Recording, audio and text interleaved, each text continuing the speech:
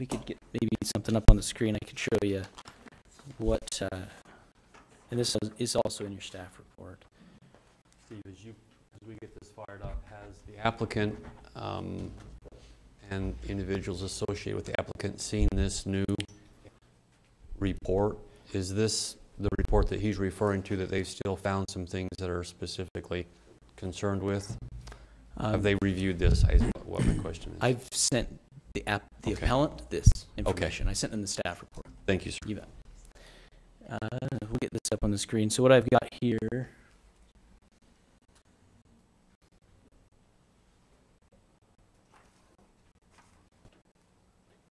and while that's being uploaded, I just wanted to point out that the planning division never asked the appellant to withdraw their appeal. We simply showed them the revised plan and said, you know, we'd be happy to issue a full refund. So that was never asked. And again, Mr. Bill, I want to make sure we understand the process we're in. The process we're in right now is reviewing the information that was presented to the Western Weber Planning Commission and reviewing if they made an appropriate decision. Specific concerns with A1, preserving quality of life in Taylor, are an amazing discussion we want to continue to have, but not in this forum. And we'd be happy to meet with individuals from that community to really go over this process of zoning, appropriate zoning, and those type of things. I don't want us to get sidetracked on some things that aren't specific to the purpose of this actual hearing. Again, let's have those conversations maybe in another forum so that we can properly address those for you and for the individuals you're representing. Thank you, Steve. So, Commissioners, this is what we're looking at here is the original preliminary plan that was given approval by the Planning Commission. As you can see, I've kind of just circled some areas that were pointed out in the appeal, but it's kind of hard to look at as we reviewed it. But some of the areas that were pointed out in the appeal letter specifically were lots along this road here. The appellant stated that they needed to be larger, when in fact it really only these two needed to be larger because they're adjacent to a parcel with a home on it. All these other parcels would be considered adjacent to an undeveloped parcel and are allowed to remain under 15,000 square feet in size. So be clear on that again. Help me to understand. I just need to make positive because the concern seems to be that at least that has not yet been addressed, that some were created that were even smaller.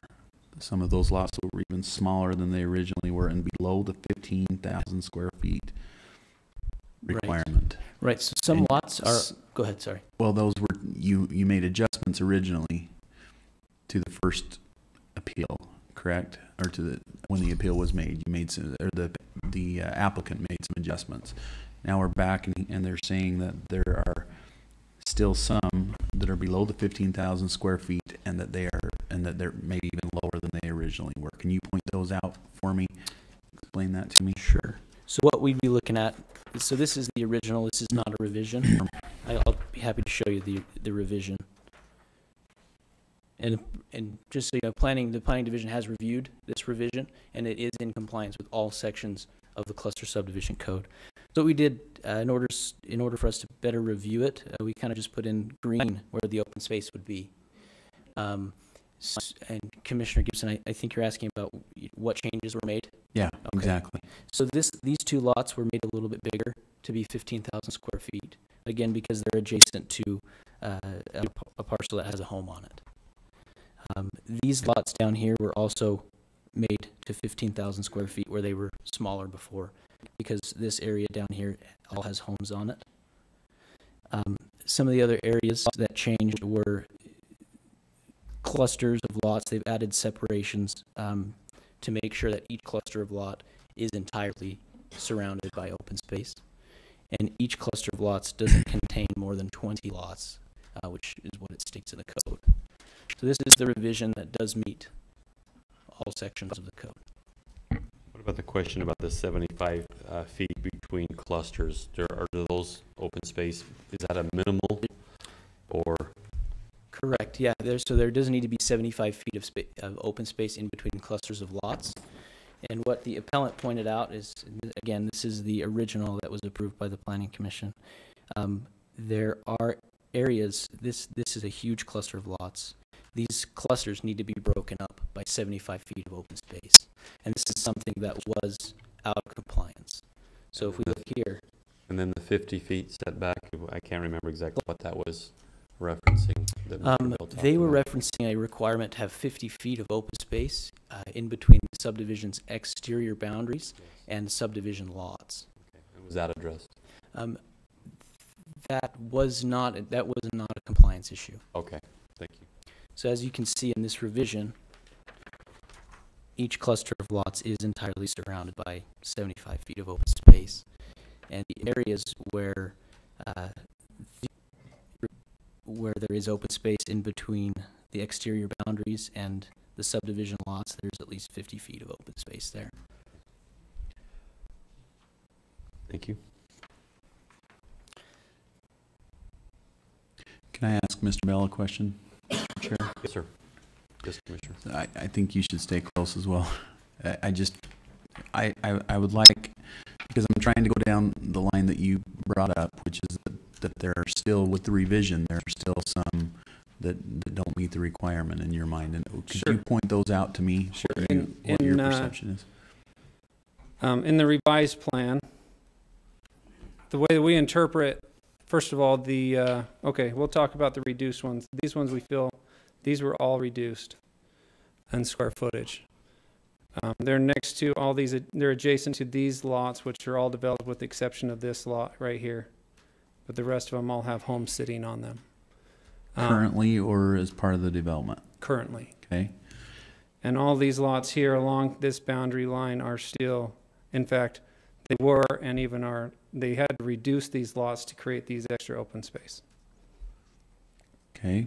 Will you come back up and tell me what the difference is between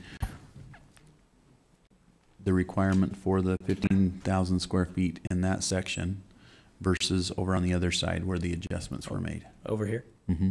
So where you don't have 50 feet of open space in between lots and the subdivision's boundary, your lots have to be at least 15,000 square feet. And just to point that out, this, for example, this lot, because it's adjacent to the subdivision boundary, it doesn't have 50 feet of open space separating it, so it has to be 15,000 square feet. So they shrunk the lots here in that area by creating some open space around it somehow, the little trail thing through there. Correct. And the number of lots is the same on the revision. It's the same amount of open space. And they are allowed to make those lots smaller by the code. So what are the size of those lots right now? What's the smallest that you can see there? I can't really see lot sizes on the map. I'll get a... The smallest is 91 square feet.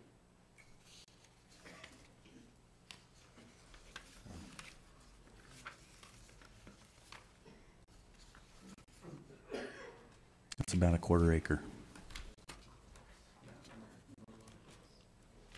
Again, the question is, under our present zoning and building, are they allowed to shrink it to that size? Yes, they are. So there's not a misinterpretation of the code if it shrinks. Whether we agree that that's too small is for this decision, right, Cortland? Am I correct?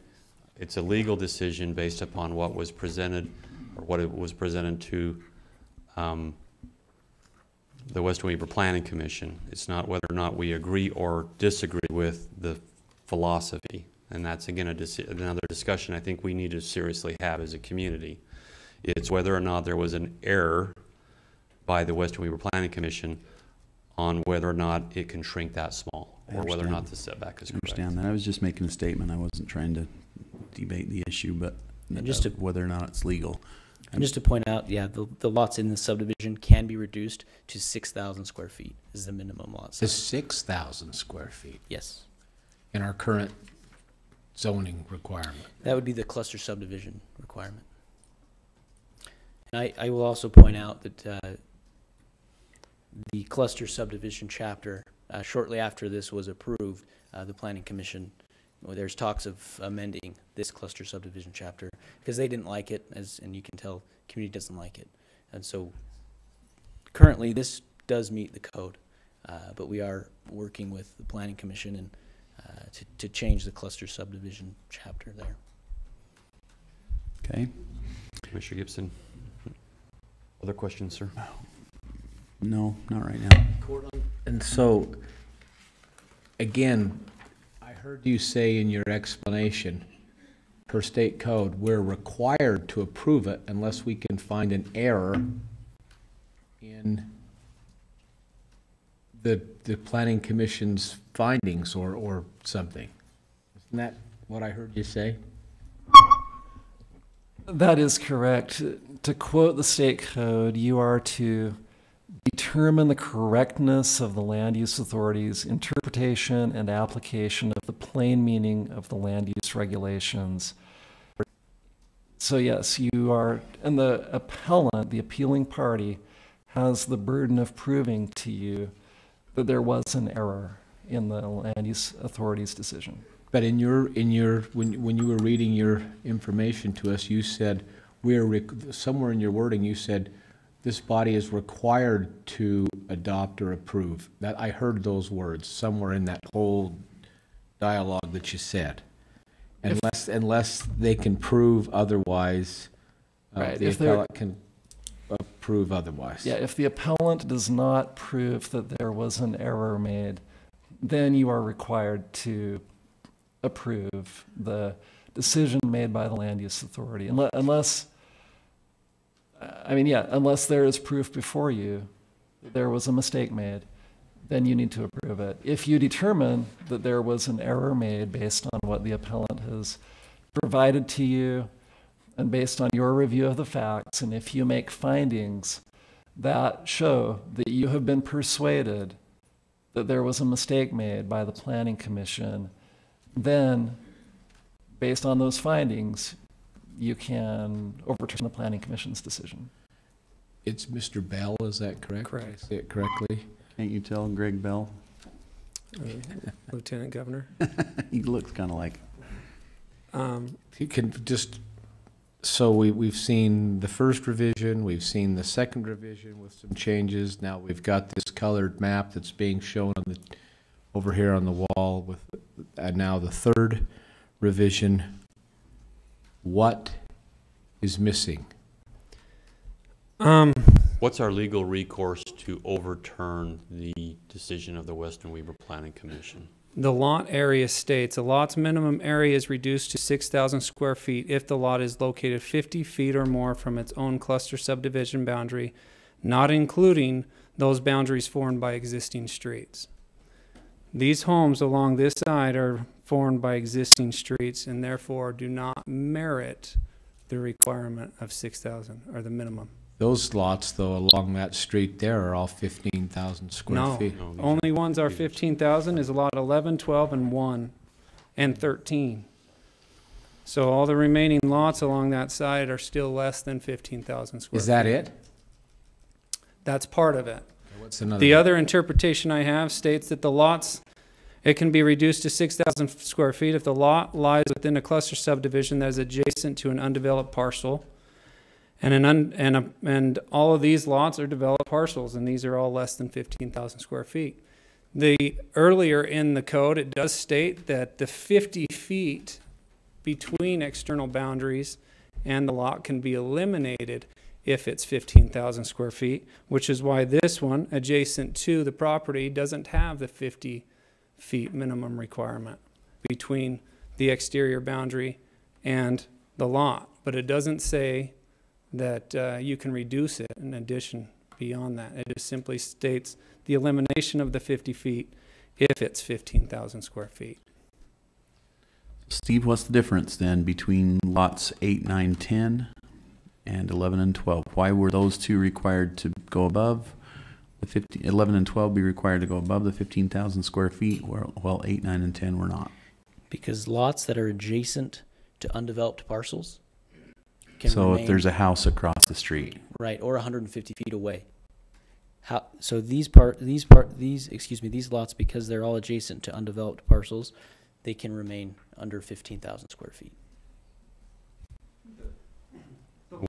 Really quickly, Greg, and between 105 and 71, or all the way down to that were shrunk down to create the open space.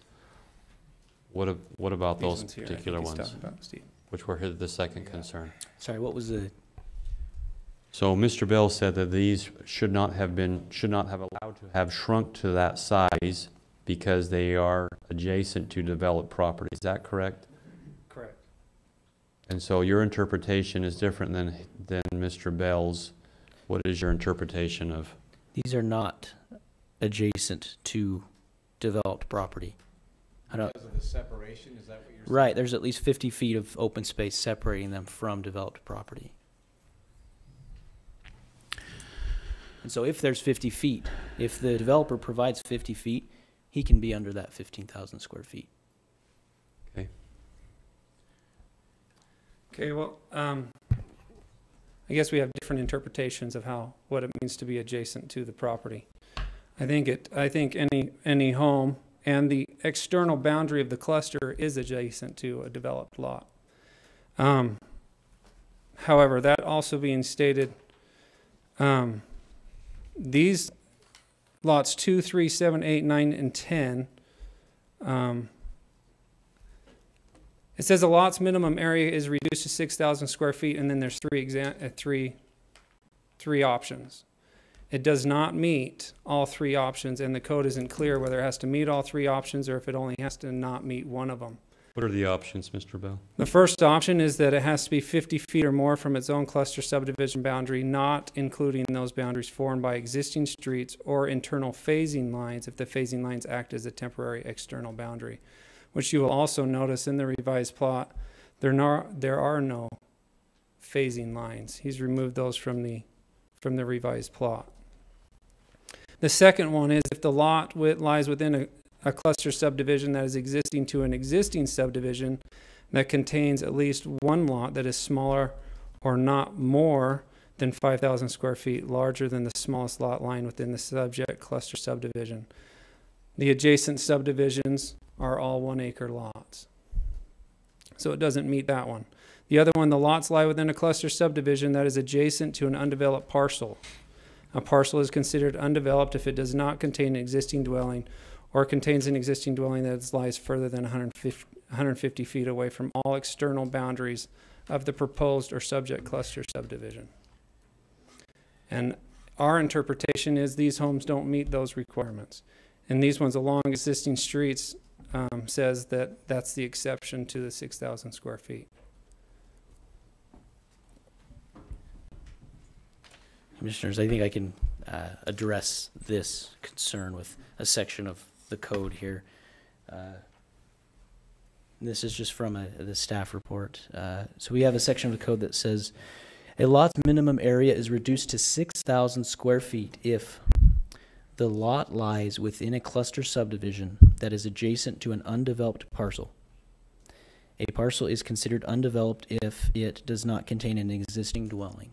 That being said, the lot lies within a cluster subdivision. So all of these lots lie within this cluster subdivision. I'll point out that this is an undeveloped parcel. So every single lot within this subdivision can be at least 6,000 square feet, or I guess a minimum of 6,000 square feet. Okay. Can you put up that language again one more time Sure. that you put there? Thank See if I you. can zoom in too. You're too big now. Just there you go. It was fine You're a little before. picky there, Commissioner.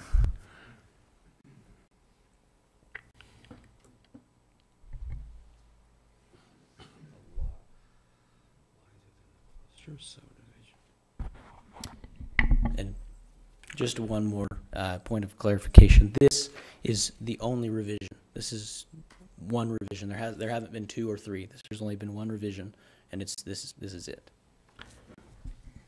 Okay, commissioners? Who developed the language of this?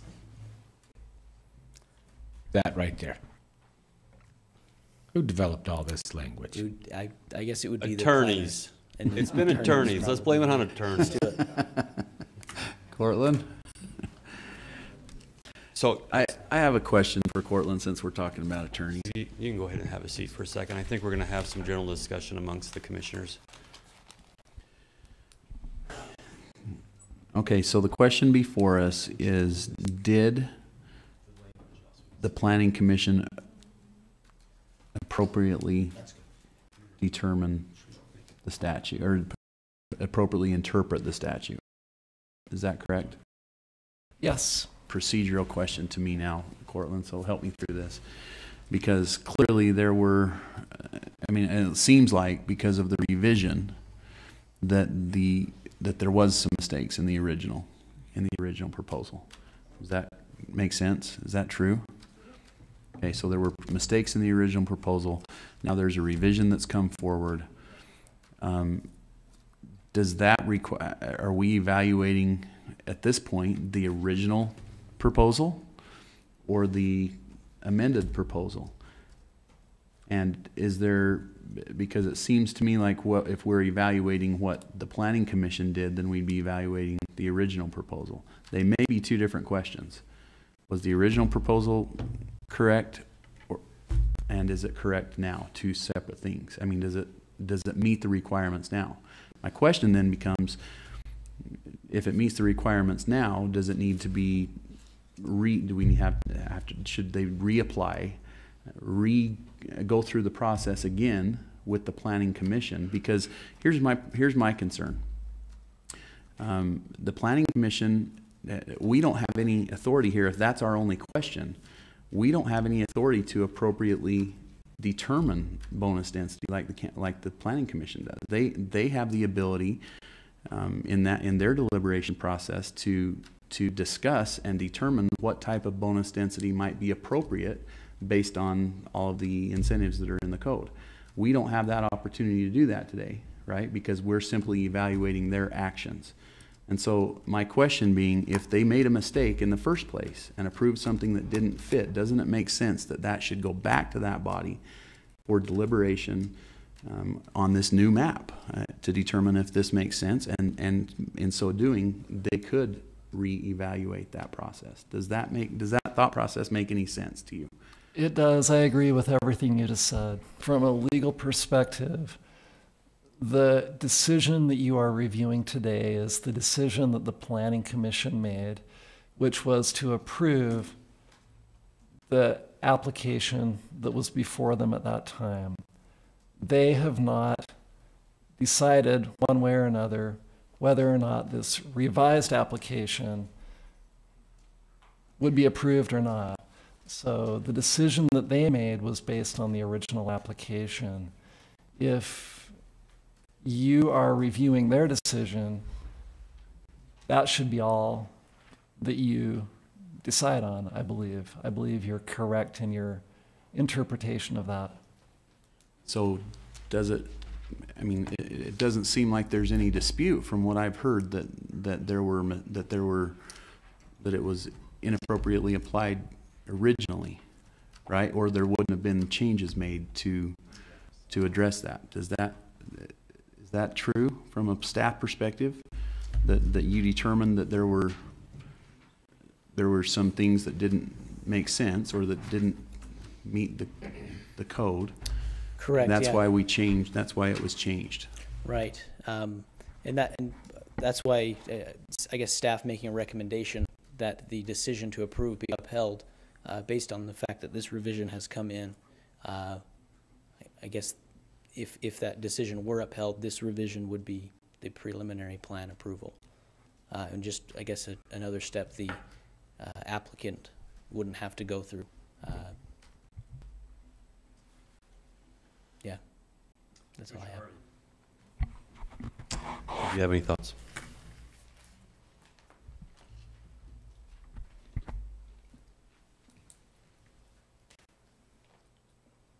Well, I got all kinds of thoughts. Do you have anything related to item number 6? We all got a lot of thoughts too. That's why we're here. So keep that in mind when you're. Those, I just want to tell you, sorry to interrupt, but comments like that don't help me. Let me just finish, sorry. Being positive, working through the solution is really what we're trying to I do. realize they take a long time. I'm sorry, sir. This is like when I watch a basketball game and it's like a ticky-tack foul with regards to, okay, we met this requirement, and okay, we met this requirement. I respect the fact that people should be able to develop their property. I'm frustrated, being rather new, that we have language in our own document that makes it tough, that ticky-tack stuff like this can go on. I mean, as I look at existing lots, not just on this map, but from memory in my own driving around out there in Taylor, some of these lots are a lot bigger than this. I respect the fact that people want to keep things rural out there. I understand what it is to have a 1 acre lot against a lot that's a fifth of an acre, or just between a fifth and a quarter. I know what that looks like developed. I don't know what else. So what's going through my mind, commissioners, is I like supporting staff very much. But I also like, to me, because it's not, the language isn't clear on this document. I want to see if I can word this correctly. Because the language isn't clear on some of the things that you showed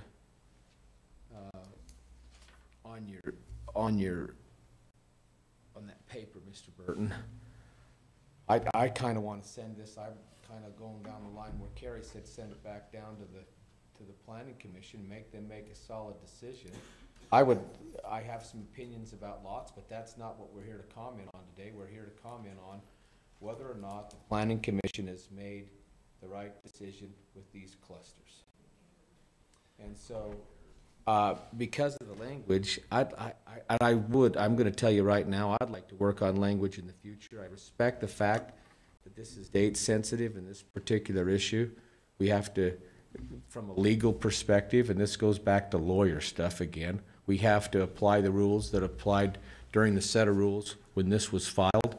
But in the future, we need to work on some of this language, and so this kind of stuff, we can see what the people are obviously interested in and make it more clear so that they say this is what it makes it very black and white.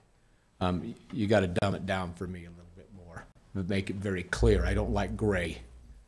The fact that it's against an adjacent piece of undeveloped property in a sliver of it, I don't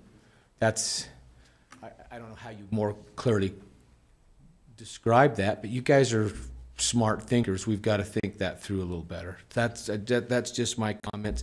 It's not meant to be a rebuke moving forward. I realize that we created that process a long time ago, so we need to fix that moving forward. With that being said, though, I don't feel comfortable making a motion, and I would like to recommend we send it back or table for the time being, because I'm not comfortable with several things on there, and I won't get specific because I don't think we can, Cortland. I don't want to be. We have to be specific if we're going to grant the appellate, the appeal. So we do have to be specific. Specific to what my concerns are is I don't think we have clarity on some specific issues. The first, Commissioner Harvey just touched on, is what adjacent actually and truly means. A portion of the overall development sits directly adjacent to an undeveloped property. Should that apply to the entire project? I'm not sure that probably should. That's my first concern. The second concern that I have is along the 4300 West, and the increase on the three bookends of that cluster, and what adjacent to 4300 actually means. So those are the two areas that I don't think we have enough clarity on at this point for me specifically. Commissioner Gibson touched on some process that we could also grant the appeal right to, which I also agree with. But specific to me, I think we need some more clarity from staff and from the Planning Commission that possibly erred on what adjacent actually infers as far as the right to have a 6,000, square foot piece of property rather than the 15,000. Those would be the two specific areas that I would note that we need clarity on, that possibly there might have been an error on. Yes, Commissioner Harvey. I also, though, want to compliment this process. I was not lobbied in advance one way or the other on this. This being on the agenda and having the backup that you've provided is the first I've heard about it. We haven't met privately, one or two or three of us together on this action. You're seeing raw discussion, raw decision-making, things that have come to us brand new. So this is the process by which our government runs and how things move. I mean, this isn't some pre-planned, none of it. I mean, and it's based on only experience. And so please, for me, if there's something in error, it's only because of lack of experience. Or if there's something that's positive, it's because of experience. But this is raw. You're getting it ad lib, nothing prepared. So I compliment the process and that we're sticking to this.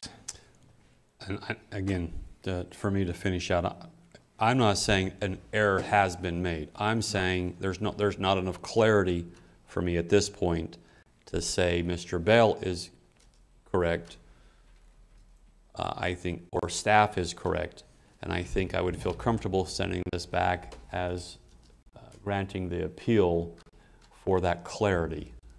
I'm appreciative that the developer seemingly has been willing to work through a process to address the specific issues. Whether the cluster size is appropriate or not is not for this decision today. But I think that I would specifically need some clarity on those two specific issues for me. And I think that there's a possibility that an error was made. So let's look at that. And that's where I'm sitting at this moment. Commissioner Gibson. Well, I think we have to say that there has to have been an error made in order for us to grant an appeal. It has to be definitive that we believe that there was an error made, or we're in legal peril. And to me, it's clear that there was an error made to the original decision, and so it's simple to me. I think we should deny, or we should approve the appeal, because the error was made based on the decision of the Planning Commission, and that was verified by from the standpoint that changes were made to correct that error. And then this goes back to the process. It goes back through the Planning Commission. They can address those concerns, I think, that you mentioned, which I share some of those concerns. I think they're errors, so I'll just make that completely clear. I think it's an error to assume that one undeveloped piece of property that is an eighth of the size or around the edges creates an adjacent, meets the adjacent part of the statute is an error. Yeah. And so I'd like that to be addressed. And I guess the challenge to all that for me is I guess I'm not sure that I have the legal understanding to know that, but so I'm trying to get my arm around the one that's obvious to me, that's very clear and obvious, and that's that changes were made. So I appreciate that. My only concern is if we send it back for that reason only, then it goes through the process, the plan doesn't change, no one's going to look at some of the specific issues that the Bell and the community has. I think it's one of the issues that maybe we bring up, but I think we have to have a better understanding and have more clarity. When we look at maybe some of their surmising, I could see what the individual and the group that's appealing, what their concern is. I could classify that as an error. I love our staff. I hug our staff, appreciate our staff, but I think that we need to get something firm in either code to say what adjacent is and what that allows us to do. And I don't want this to come back with the exact same plan well, I hope it doesn't. But if it does, it's because it's completely legal and there's just no way that we can tell the developer, if he's meeting every statutory and ordinance requirement, that he can't develop that piece of property. That puts the county in a libelous situation and we can be sued. That's the facts. That's kind of where we're at today. And so I want to make sure that we send it back. We have all these questions completely answered, and if there was an error made, then it's adjusted. If not, then as Commissioner Gibson said, it comes back through that review process one more time. Okay, well, I'll make a motion if you're ready. I'll make a motion that I'm sorry, you stepped to the microphone. Sorry, I wanted a clarification. In the beginning, Cortland, you mentioned that it's our burden to prove that the Planning Commission erred in their approvals. And if we prove that there was an error, that the commission then was free to make their own determination regarding the subdivision. Did I misinterpret what you were stating? Because we just talked about process, and I was confused by the conversation that just went by. If I said it that way, I don't recall. Can you say that again? You mentioned that they were free to make their own determination regarding the subdivision or regarding this decision. What I said about them being free to make their own determination would be about any disputed facts that may exist. Because under the state code, let's see. Yeah, I the just appeal want to make authority. sure that we don't go back to a planning commission that's just going to rubber stamp this again, push it through against the entire community's appeal or That's To me, not an issue today. but if there's an opportunity, right, where the commissioners can make a determination, they are free to make their own determination based on the error. They are free to wondering make if their that own can- determination as to factual matters. If there's any kind of disputed fact, So just whether there's And- an error or not. And if the appeal was denied, then our action could include preliminary approval. I think that might have been what of the subdivision. Is that what you referred to, Cortland? if the appeal was denied, clarify that. Then our action of denying that appeal could also constitute preliminary approval of the subdivision. Correct. The way that the agenda item and the staff item Correct. is written. And so Okay. that's the way I took what you were trying to say, Cortland. Right. That our only action in that case, if the appeal was denied, our action could be as well to approve, to have preliminary approval. If the appeal is upheld, then I don't think there's anywhere we can go from there, is there, other than allow it to go back through the same process? That would have the effect of overturning the Planning Commission's approval of the original plan that Right. was submitted to them. And therefore, that would be legally essentially the same as if the Planning Commission had denied that original plan, which would, of course, leave the developer free to come back with a modified proposal, submit that to the Planning Commission, have them consider that modified proposal, take whatever action they felt was appropriate under the law. And the reality is, we all learn something a little bit every time we do it. And I'm hoping that if that goes back through that process, that the Planning Commission will be able to evaluate things that they may not have been able to, that they may not have seen the first time, or whatever. I mean, hopefully they'll be aware, a little more aware of some of the challenges. So anyway, back to the motion, if you're ready, Commissioner. I'll make a motion that we approve, or that we uphold the appeal as presented to us today, for the reason that there were errors made as far as building size, lot size, as presented in the original plan, and refer this item back to the Planning Commission for additional discussion. I'll second that. I have a motion and a second to grant the appeal for the reasons listed. Any further discussion? Seeing none, all in favor say aye. Aye. Aye. Any opposed? It passes. Thank you very much. One comment. For those of you who care, because you came today, I would encourage you, when a board vacancy comes on any commission or a planning commission or any kind of a thing, to apply. That's how your voice is heard. That's how you can make a difference at that level. And so as things move forward out in your neighborhoods, I would love to hear from you, but it would be from that board position. That's how this process works. It's sometimes a painful way to get through it, but that's what it requires. And so we have set that up in our community. That's our form of government. That's the way we work through things. That's how it works.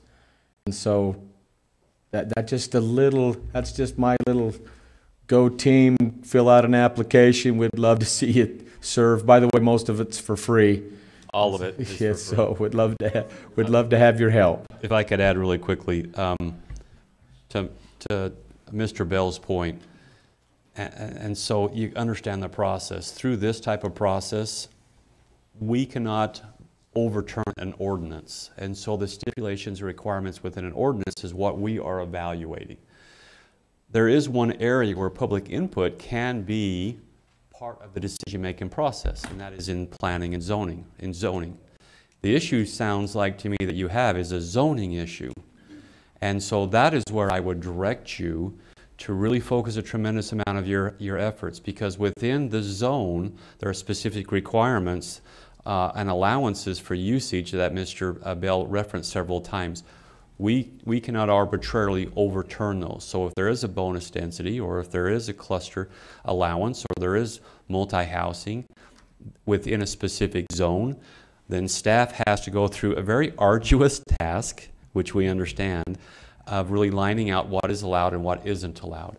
And if something is allowed, it may be frustrating, but we cannot make an arbitrary decision. So I would encourage you to be part of that process, and if within your community, understand where zoning usage is allowed. That will help you probably have more tools to accomplish the goals, and you're not sitting in here frustrated because that shouldn't be what my community looks like, right? We need to do that at the zoning level, and that is where you can have a tremendous amount of influence. And by us making an arbitrary decision puts the county at risk or liability, which would be fiduciarily irresponsible with your taxpayer funds, and I'm not willing to go down that road. Let me just say one more thing, and I think I can say this because the decision's been made. I hope that I can, but as I think from my perspective, from that of a legislative body, which you're watching right now, the zoning ordinance clearly needs revision, because we're put in an impossible situation here of I don't think anybody could see that this is what this was going to lead to. I mean, it needs revision. I think you'll see a lot of people in our community who are really happy with some bonus density if it means that it preserves agriculture. I have a hard time seeing, as was mentioned, a lot of agriculture being preserved in this plan. And so that's the challenge that we have with the statute the way it is, because we're required to uphold the statute. So it's time for us to engage in that process. I think Commissioner Ebert mentions that well. It's time for us to engage in that process and figure out how we get to something that is more representative of what the community desires in this area. And I'll just leave it at this, and that is that it's hard to get. I know it's hard for all of you to be away from your jobs and things like that, but I have some thoughts that I wouldn't mind sharing with you and hearing from you offline. Where you're all here, I do have a few items to work through on this agenda, maybe 15 minutes, but if any of you want to stick around, I'll visit with you afterwards. It would have to be one commissioner, obviously, because that would be your I'm acting as your representative, but not in an official legislative capacity, so more than one commissioner couldn't be in the room. But if any of you want to stick around through the rest of this, I'd be happy to talk to you on this issue and some others if you're interested. He'll buy lunch. I don't know if there's any. I don't know if anybody's in the back room. Is there anybody in the back room? Okay, I'll hang around after the meeting in that room right behind us if any of you would like to stay for a few minutes. Commissioner Ebert, one little housekeeping matter. To prepare a written decision of this to comply with the state code, don't know if you want to draft that, if you want planning staff to draft that. They often draft the final written decisions and have you review them and make sure it complies with what you put on the record today. Of course, like to work with you on it. That's okay. Okay. We can pull planning into that. Okay. Okay, moving on to, and thank you, folks. Feel free to get up if you have to go to your jobs. Well, apparently Ray Ellis doesn't want to talk to me afterwards. All right. Item number 7 is a request for approval to ratify a lease agreement by and between Weber County and Fire and Ice Productions. Rick Grover.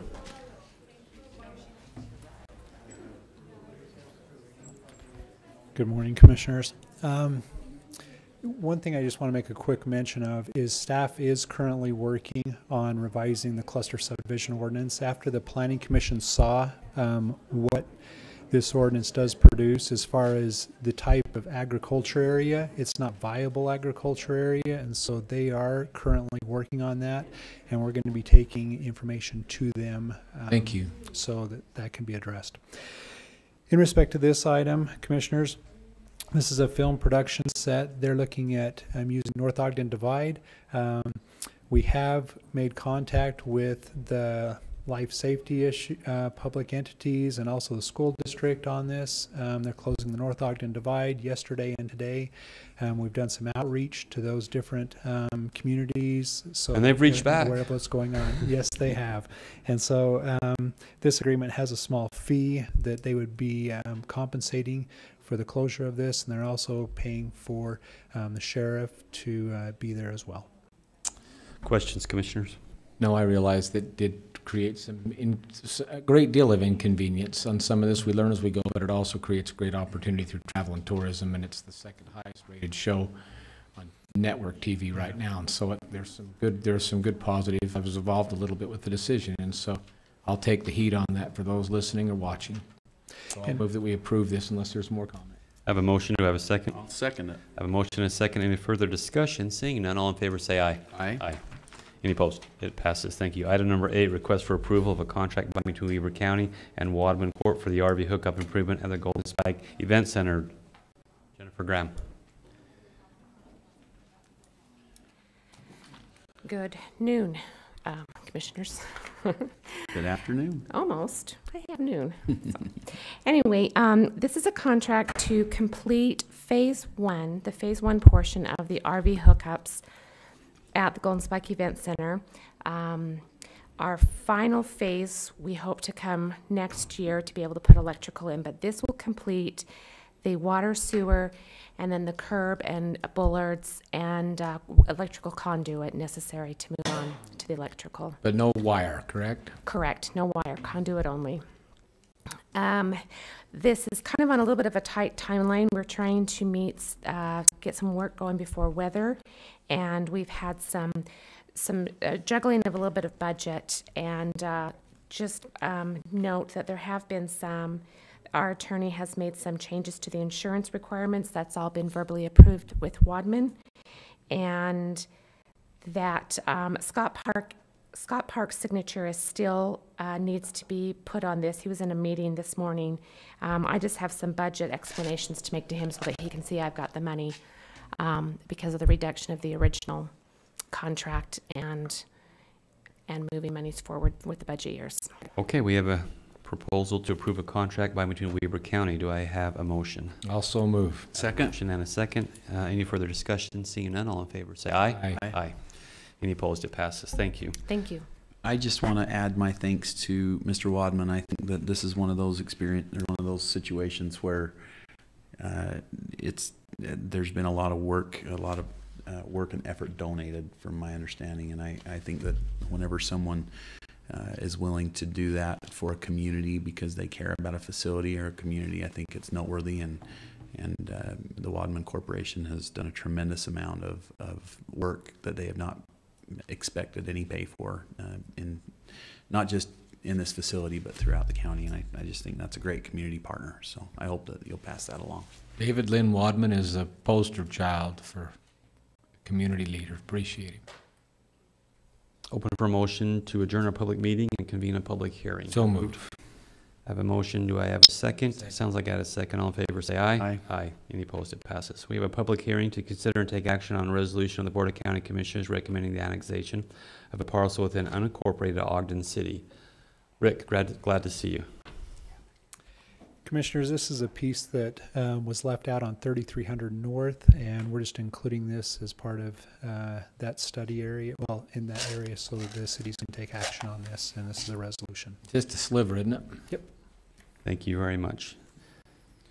We have time set aside for public comment on the annexation recommendation for this part of unincorporated Ogden into Ogden City. Is there anyone here to speak to that? Okay, thank you very much. Thank you very much, Rick. Item number 3 is a public hearing for representatives from nonprofit organizations as well as others to discuss the potential projects, including county projects. And I have a piece of paper I'm supposed to read somewhere amongst these 10,000 other papers that I've set everywhere. So bear with me for a second. There it is. Thank you, sir.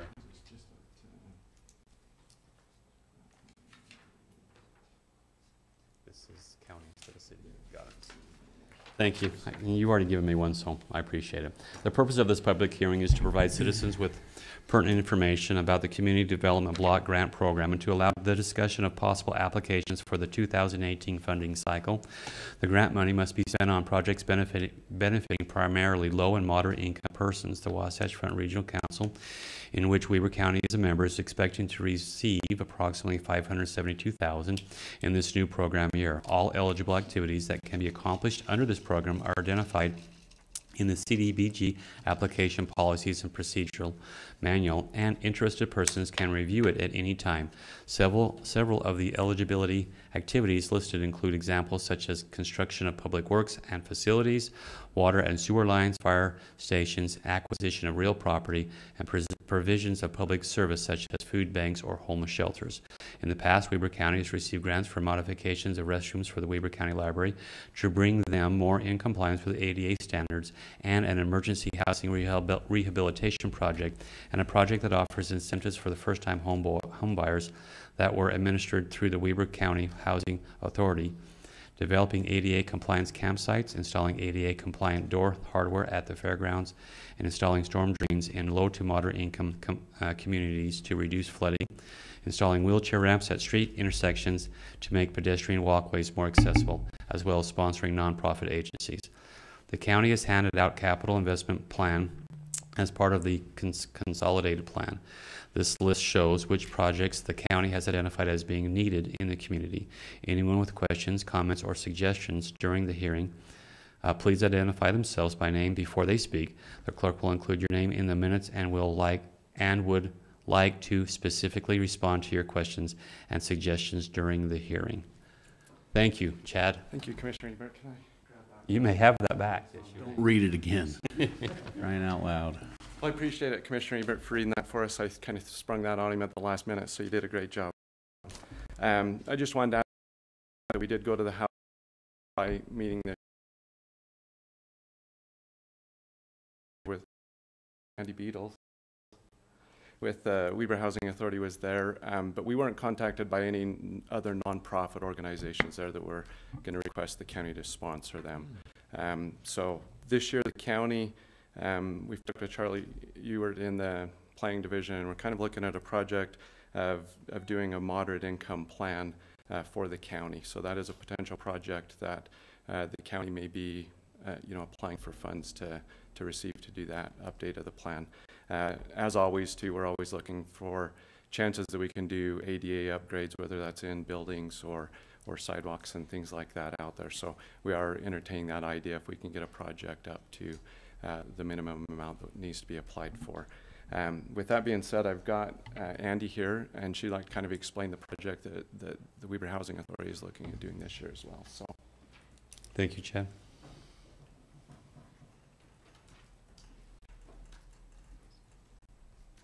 Good morning or afternoon.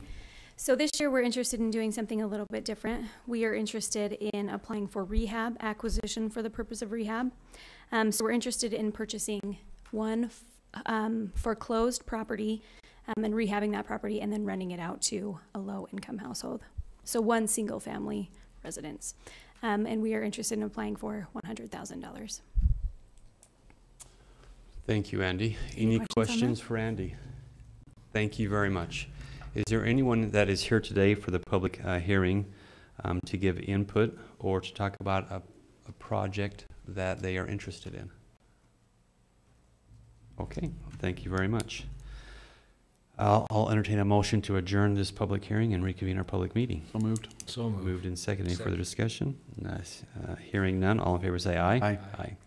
Okay, we're back in our public meeting. Is there any action to be taken on our public hearing items? Do we need action on that one, Chad? No information. action at this time, just a public hearing to field any ideas that the public might have, so. Okay. Thank you.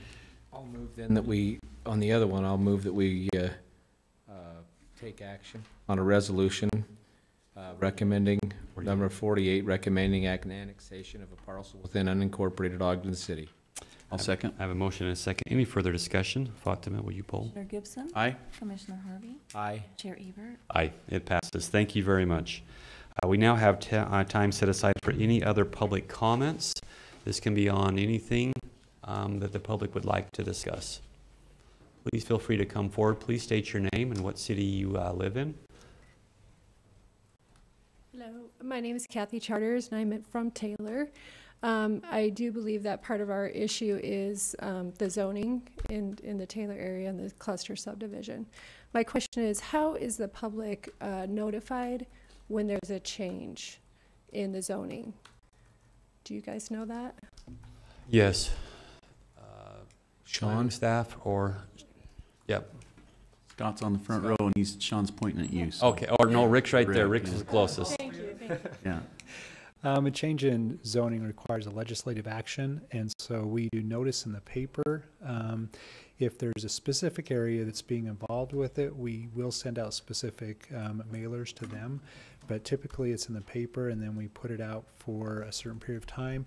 We have the public hearing before the Planning Commission, and then it comes before the legislative body, and then we have another public hearing at that time. So there's usually two different ways in which notices are sent out, and it's typically through the paper. Usually one of the best things you can do is just kind of track the Planning Commission, and you'll see if you just look at their agendas, most of that will come through the agenda of the Planning Commission. Correct. And this next meeting, we're going to be talking about the cluster sub. So you may want to let the residents know that we're going to be looking at that in this next Planning Commission meeting, which would be next Tuesday. Very good. So you bet. Thank you, Kathy. Please feel free to come on down. We do require a smile. And shoes. No shoes. Name and These are shoes. just state your Rodney name, sir. Egan, Uinta Thank you. Highlands. Last year, we spent considerable time in a meeting like this discussing increasing the county's salaries.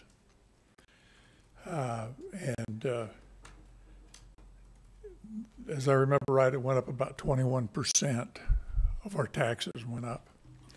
The other day, we get a notice from our fire chief that he wants to increase our taxes 37%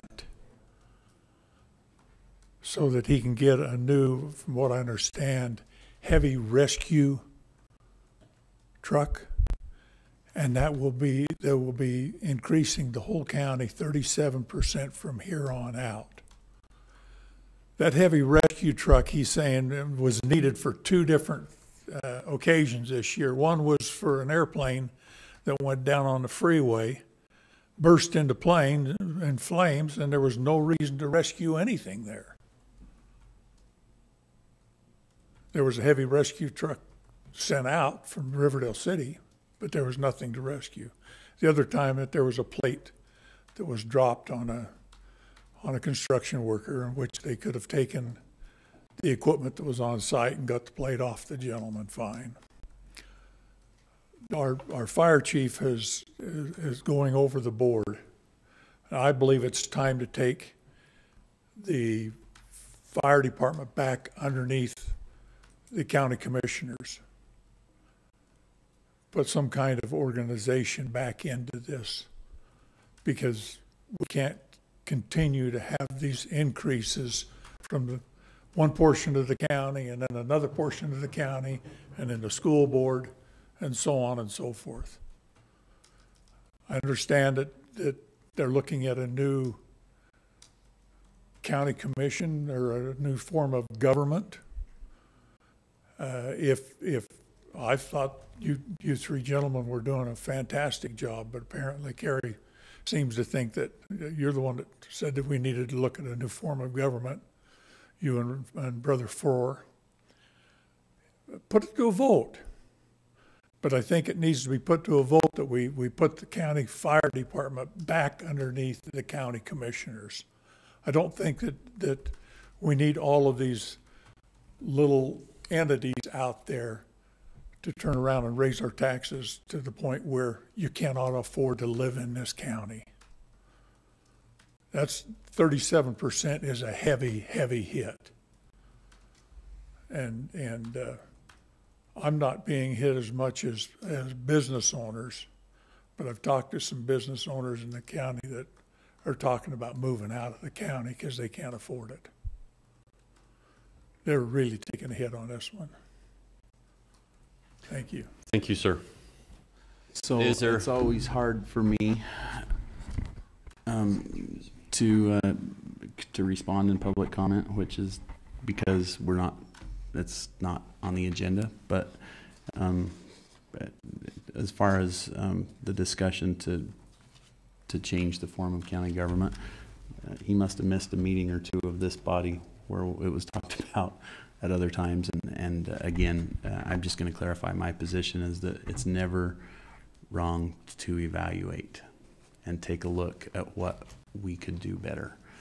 And I'm not advocating for a change, but I don't have any problem with looking at ourselves and seeing if there's something that we can do better. I'm not afraid of those results. So anyway, that's my statement on that. I'll make a motion that we adjourn. Second. Motion is second. All in favor say aye. Aye. It passes. Thank you very much. Thank you for attending today.